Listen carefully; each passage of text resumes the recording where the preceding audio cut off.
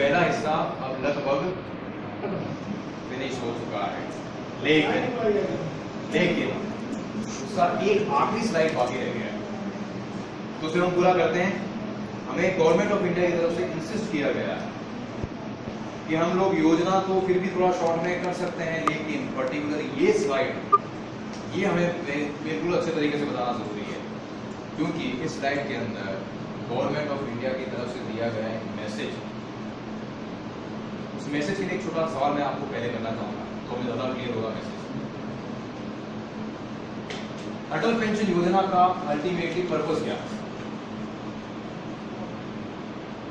करीब 2 घंटे से समझ चुके हैं।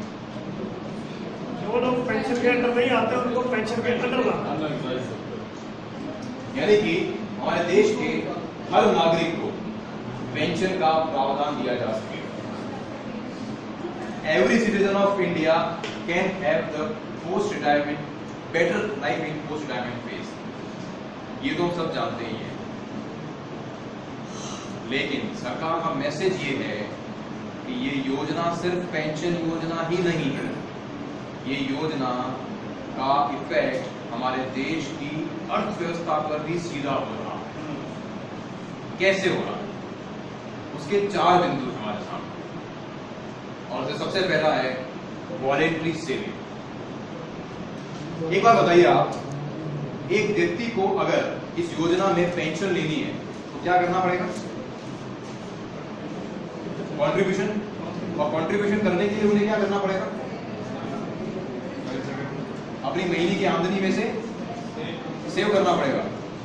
अब जरा सोचिए कि आपके द्वारा मेहनत की गई, सारे बैंक्स ने मिलकर करोड़ों खाते खोल दिए। इसका मतलब यह है कि करोड़ों लोग ऐसे हैं जो एक ही फॉर्मेट में ऑर्गेनाइज्ड वे में बचत कर रहे हैं। अब इसका हमारी इकोनॉमी से क्या लेना देना है? इसके लिए हमें थोड़ा पीछे जाना पड़ेगा इतिहास में। एक समय आया था रिसेशन का, आपको याद होगा कुछ साल पहले। कौन सा समय था वो? कौन सा ईयर था? विश्व स्तर का रिसेशन आया था, मंदी आई थी विश्व स्तर की 2008 या 9 के आसपास। जब रिसेशन हमारे विश्व में आया तो विश्व की बड़ी बड़ी मजबूत अर्थव्यवस्थाएं, जिनमें अमेरिका, ब्रिटेन जैसे देश आते हैं, वो पूरी तरह से हिल गए। शेयर मार्केट क्रैश हो गए। लेकिन आश्चर्य की बात ये थी उस वक्त कि उस रिसेशन का असर हमारे देश भारत पर कुछ खास नहीं हुआ, और अगर हुआ भी तो मुश्किल से 10% के आसपास।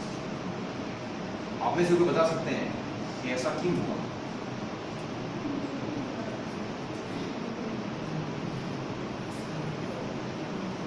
अभी आपने बताया था कि हमें कंट्रीब्यूशन करने के लिए क्या करना पड़ेगा? सेविंग्स। तो सेविंग चूंकि हमारी एक आदत है, देखिए ऐसा तो था नहीं कि गांधी जी हमें कोई ट्रेनिंग देके गए थे कि भैया 2008 में रिसेशन आने वाला है तो अभी से बचा लो। एक्चुअली ये हमारे ब्लड में है, ये हमारी आदत में है, ये हमारे पुरखों ने सिखा के रखा है कि फ्यूचर के लिए बचाना है।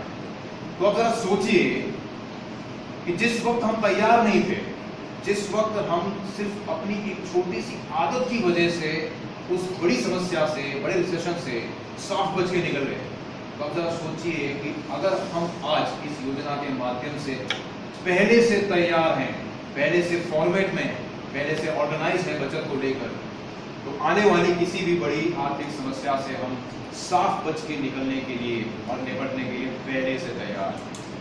ये है इस योजना का पहला असर। दूसरा असर देखिए, हमारी जनसंख्या में से अगर हम आंकड़ा निकालें, हिसाब लगाएं, तो बड़ी संख्या ऐसे लोगों की है, अगर हिसाब लगाए तो करीब 10% के आसपास, जो लोग अपनी उम्र के आखिरी पड़ाव में।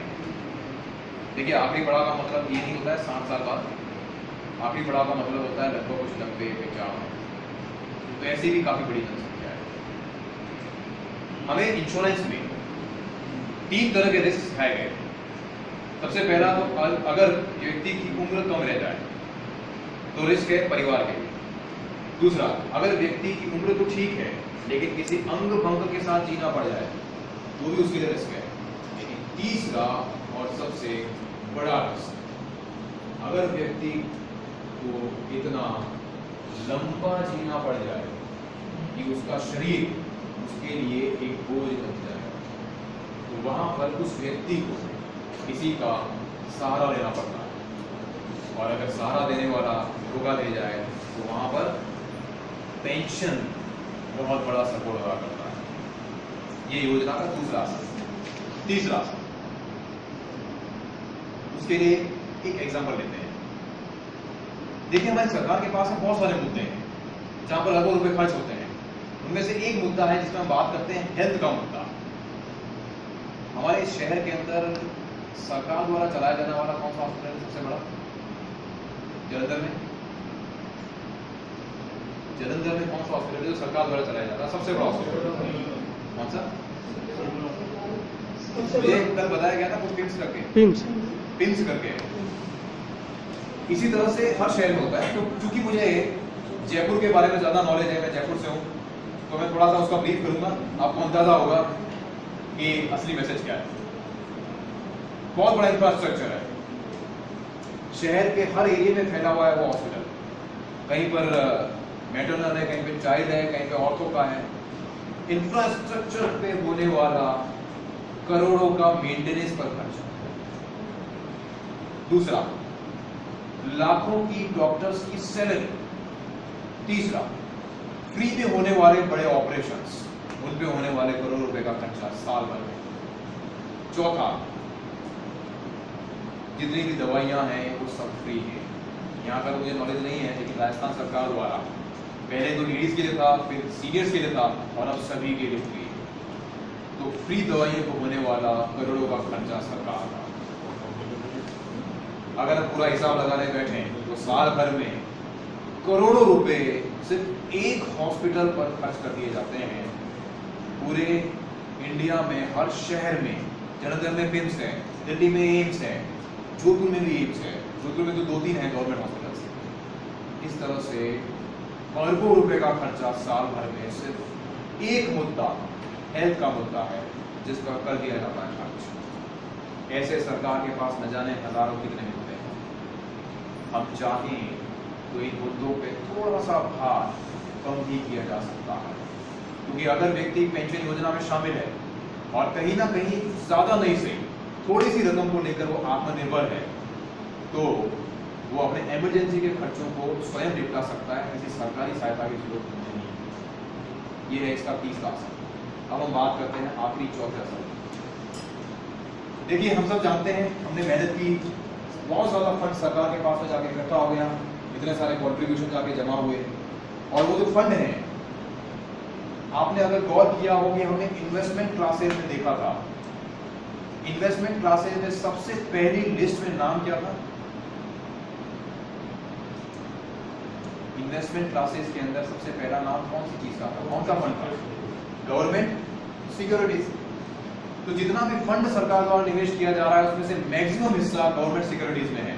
और गवर्नमेंट सिक्योरिटीज का सीधा मतलब ये होता है कि वो फंड जो सीधे तौर पे डायरेक्टली सरकार द्वारा हमारे देश के विकास में खर्च किया जाता है। हमारे देश की रोड्स, रेल्स, इंफ्रास्ट्रक्चर, हॉस्पिटल्स, हर चीज पे खर्च किया जाता है। इसका मतलब ये है कि अगर हम एक्टिवली पार्टिसिपेट कर रहे हैं अटल पेंशन योजना को बढ़ाने में, तो इसका मतलब हम सीधे तौर पे एक्टिवली पार्टिसिपेट कर रहे हैं देश के विकास में। तो ये पर्टिकुलर मैसेज है जो सरकार देना चाहती है कि ये योजना सिर्फ पेंशन योजना नहीं है, इसका असर हमारी इकोनॉमी में सीधा होगा। और ना सिर्फ अटल पेंशन योजना, हमारी चल रही जितनी योजनाएं हैं सबका असर हमारी अर्थव्यवस्था में सीधा होता है। तो अगर हम एक्टिवली पार्टिसिपेट कर रहे हैं इन योजनाओं में, तो इसका मतलब हम एक्टिवली पार्टिसिपेट कर रहे हैं देश के डेवलपमेंट में।